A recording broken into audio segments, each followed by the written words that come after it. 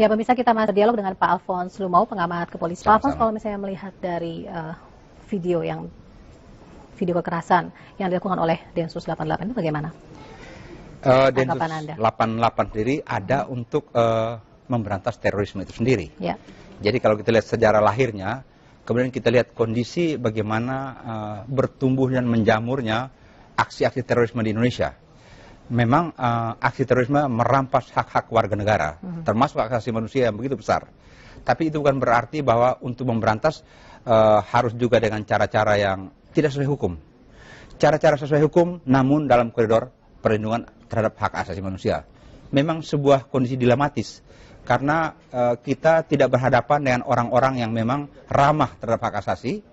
Namun kalau kondisi di mana para pelaksana kegiatan anti teror ini dia dan selalu berulang, maka lama-kelamaan ada semacam fenomena psikologis di mana kalau kita pernah dengar acara-acara di Amerika, yaitu the Dirty Harry Syndrome ataupun the police brutality, lama-lama anggota-anggota yang menjalankan tugas-tugas untuk memberantas kejadian-kejadian serupa itu merasa berempati terhadap korban-korban yang berjatuhan. Dengan demikian kadang-kadang dalam cara-cara penanganan itu terkesan overdosis. Oke, baik. Tapi sebetulnya dari peredaran video ini, kira-kira kenapa bisa beredar? Karena kan ini sebetulnya video yang pastinya diabadikan oleh kalangan intern.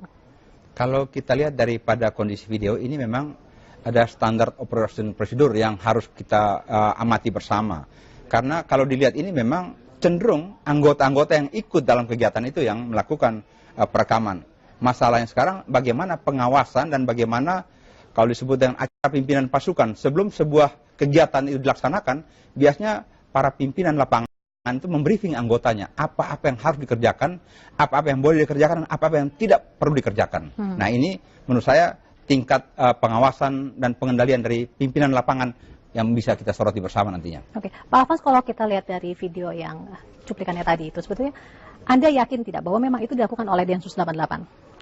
Kalau keyakinan itu, kalau kita omong di atas 90% ya. Tapi kalau kita lihat kondisi itu, kita juga tidak boleh mengabaikan kemungkinan bahwa itu memang dilakukan oleh orang-orang dari kelompok tertentu seperti yang diindikasikan. Saya tidak berani katakan yakin dan tidak yakin, karena itu harus melalui pembuktian scientific forensik ya. Sehingga mungkin diidentifikasi, karena yang berseragam seperti itu pun di Indonesia hanya tertentu.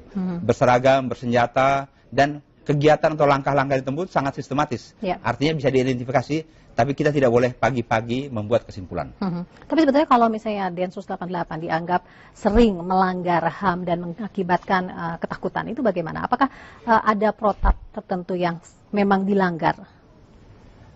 Protap yang ada di Densus 88 adalah protap untuk memberantas terorisme. Bagaimana cara-caranya setiap anggota, bahkan dalam berbaris, berjalan, memasuki sasaran pun sudah diatur secara benar dan baik. Nah, kalau ada kecenderungan terjadinya penyimpangan, nah ini menurut saya karena setiap kali kejadian kegiatan penggerbekan selesai itu harus ada evaluasi, sehingga bisa diberikan masukan yang kemarin langkah apa saja yang kurang baik dan masih perlu disempurnakan. Nah, kalau hal-hal seperti ini terjadi berulang seperti yang diindikasikan, artinya bahwa kegiatan evaluasi pasca operasi kurang berjalan secara optimal. Mabes Polri sempat mengatakan bahwa video yang beredar itu kemungkinan adalah kejadian dari tanggal 11 Januari 2007, yaitu di situ memang ada 5 anggota kepolisian yang mereka melakukan perburuan terhadap 24 DPO di kasus kerusuhan mengenai SARA di Poso. Itu bagaimana? Apakah kalau dari cuplikan video itu memang betul banyak terjadi pelanggaran HAM? Itu bagaimana? Kalau menurut protapnya memang seperti itu atau memang bagaimana? Kalau protapnya sudah jelas bahwa bagaimana mengejar, mengintai, dan menangkap. Artinya sebelum berangkat ke daerah sasaran, sudah didukung oleh data intelijen yang memadai. Terukur, artinya sasarannya di mana, siapa saja para pelaku yang diduga, jaringannya, dan tempat-tempat persembunyiannya di mana. Dan demikian sasarannya sudah harus rinci. Namun apabila dalam kegiatan tersebut ada kondisi-kondisi yang di luar dugaan, di luar hal yang ditetapkan, kemungkinan karena kondisi lapangan tidak sesuai dengan apa yang diprediksikan. Artinya dalam hal ini, perkiraan intelligence mengenai situasi lapangan tidak cukup akurat. Sehingga perlu ada sebuah langkah lebih intens dalam hal pengumpulan bahan keterangan dan data. Oke, baik. Pak Alphonse, kalau misalnya Anda melihat ada beberapa ormas Muslim yang ingin mewacanakan untuk pembubaran Densus 88 itu bagaimana? Sebuah organisasi dibentuk untuk mencapai tujuan atau tupoksinya, tujuannya memberantas terorisme. Kalau Densus 88 hari ini diwacanakan oleh semua orang, siapapun membubarkan, kemudian siapa juga yang akan menjamin bahwa aktivitas terorisme di Indonesia yang sedemikian maraknya ini bisa lebih memberikan kenyamanan dan tentram bagi bangsa ini. Karena kalau kita omong tentang hak asasi manusia, mestinya kita lihat juga dengan hak asasi manusia di mana para korban berjatuhan, yang korban-korban tersebut tidak berdosa. Jadi kalau kita lihat mayat bergelimpangan, darah bertumpahan, kalau saya boleh sandingkan dengan kalau diikat tangannya dan sebagainya karena dugaan bahwa mereka pelaku, ataupun hasil identifikasi dengan data intelijen yang memadai, mungkin terlalu lebay kalau kita katakan itu suatu pelanggaran dibandingkan dengan kalau orang sampai terputus-putus anggota tubuhnya seperti di Hotel Marriott dan sebagainya, korban yang tidak berdosa. Nah, kita mau katakan apa? Apakah para pelaku yang ditangkap ini orang baik-baik, sedangkan yang korban memang pantas untuk mati. Jadi HAM to HAM. Kalau satu pelanggaran HAM sebagai isu yang kita angkat, maka pelanggaran HAM sebagai isu yang kita harus bela head to head. Jadi apple to apple, itu ada imbangannya. Oke, baik. Tapi kalau misalnya Anda sendiri menilai kinerja dari Densus 88 sendiri, bagaimana? Kalau kinerja kita mesti melihat dengan apa yang dikerjakan dan apa yang dicapai. Dari jumlah capaian misalnya berbagai temuan, berbagai bom yang tidak sempat meledak karena ditemukan oleh Densus dan apa yang dikerjakan. Anda bisa bayangkan kalau bom-bom yang tidak ditemukan karena Densus tidak bekerja, berapa banyak korban yang akan timbul. Jadi kalau kita bilang kinerja atau performance, karena ada hasil. Nah, hasilnya yang sementara ini kita lihat, apabila kita bandingkan itu tidak ditemukan, saya kira hasilnya sudah cukup memadai. Ya, kalau misalnya Anda diharuskan mengevaluasi, apa prioritas utama untuk evaluasi terhadap Densus 88 ini? Evaluasi kita lihat kembali protap yang ada, sejauh mana protap itu dikerjakan, apabila ada kelemahan daripada petunjuk-petunjuk pelaksanaan itu yang memang menyimpang dari ketentuan dan melanggar hukum, kita perbaiki bersama.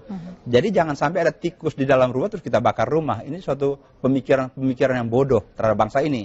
Karena kita harus berpikir bahwa kita bertanggung jawab untuk ketentraman dan kehidupan yang teratur dari bangsa ini, bukan seorang kelompok. Begitu. Pak Alfons, tadi ada sempat menyinggung mengenai menyimpang. Yang dimaksudkan menyimpang itu gimana, Mas? Sebuah protap ditentukan dengan cara-cara bertindak yang sudah tertata.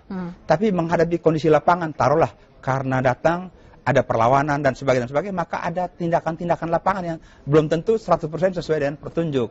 Kalau kita datang untuk gerebek karaoke, bawa senjata itu aneh. Tetapi kalau datang gerebek tempat teroris yang menurut data sudah data intelijensinya terukur dan akurat, maka kita juga harus hati-hati karena kemungkinan terjadi bahaya serangan balik atau overmach dalam bahasa hukumnya.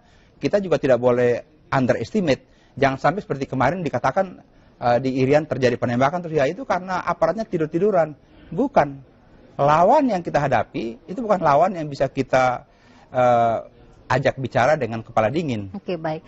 Sebagai kesimpulan singkat, Pak Alfons, sebetulnya seperti apa ancaman terorisme saat ini di Indonesia? Kalau kita lihat luasnya daerah, keragaman penduduk, kemudian kecenderungan hal-hal kekerasan dari luar yang dimasukkan ke Indonesia, maka ke depan tidak ada jaminan bahwa Indonesia lebih tentram. Karena perbedaan-perbedaan pendapat kadang-kadang kita selesaikan dengan cara yang paling primitif, yaitu dengan kekerasan. Kita belum sampai pada tahap manusia berbudaya yang patut untuk kita bilang mereka sudah sopan, sudah baik, mereka sudah menghargai sesamanya. Di mana kita lihat di Indonesia ini kita katakan bahwa mereka menghargai dengan baik. Penghargaan secara baik kepada saudara-saudara yang berbeda pendapat itu masih dalam wacana. Tetapi dalam kenyataan sehari-hari kita perlu prihatin. Oke, baik. Pak Alfons, terima kasih banyak atas pemaparannya. Dan pemirsa, kasus penganiayaan terhadap Nurmila, wartawati Pasar TV menambah panjang daftar kekerasan terhadap jurnalis. Informasinya sesaat lagi.